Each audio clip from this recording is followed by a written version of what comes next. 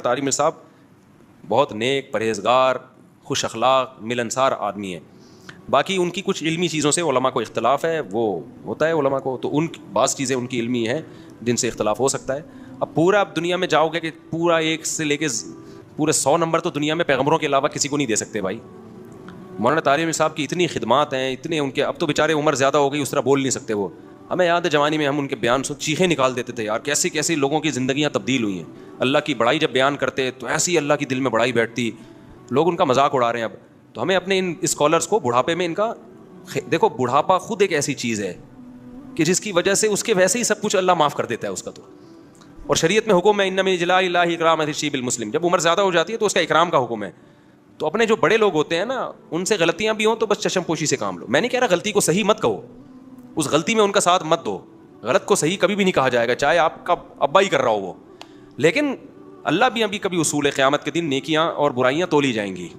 نیکیاں زیادہ ہوں گی تو اللہ نیکی شمار کریں گے. اللہ یہ نہیں کہیں گے چونکہ 2-4 گڑبڑ بھی کر آیا تو اب تو یہ کیوں کی تو نے. اللہ کیا میاں کا بھی اصول ہے بھائی، نیکی کا پلڑا زیادہ ہے تو نیک آدمی ہے.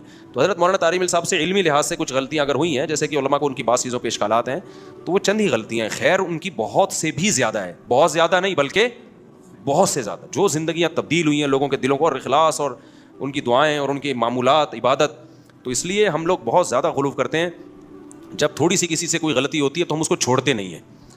ذرا سی ہمارے ہم سے اختلاف ہو جائے نا، ہماری عقیدت عوام کی. میں آج ایک ساتھی میں آ رہا تھا، میرے بڑی عزت ہو رہی تھی نا، میں بھی کے پی کے میں گیا، اسلام آباد میں بڑے لوگ مل رہے ہیں، تو وہ مجھے کہہ رہے ہیں یار بڑی عزت ہے آپ کی. میں نے کہا بھائی اس قوم کی عزت سے کبھی بھی دھوکے میں نہ ہو، دھوکے میں نہ ہو. لوگ عزت دیتے ہیں، ہم اس قابل نہیں ہیں، لیکن لوگوں کو ہم نے دیکھا ہے کہ آج باپ بنایا ہوا ہوتا ہے.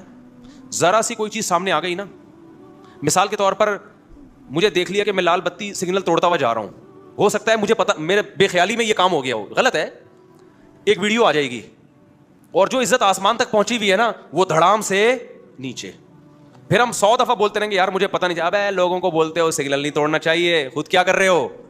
ابے لوگوں کو یہ بولتے، ابے یہ مولوی، ایسی میمز بنے گی. میں نے کہا یہ جو آسمان کی بلندی میں پہنچے ہوئے ہیں نا، دھڑام سے نیچے.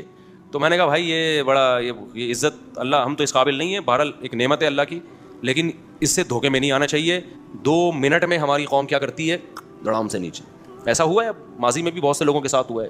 تو اس لیے اتنی جلدی نہیں کسی سے بدگمان ہو جائے کرو.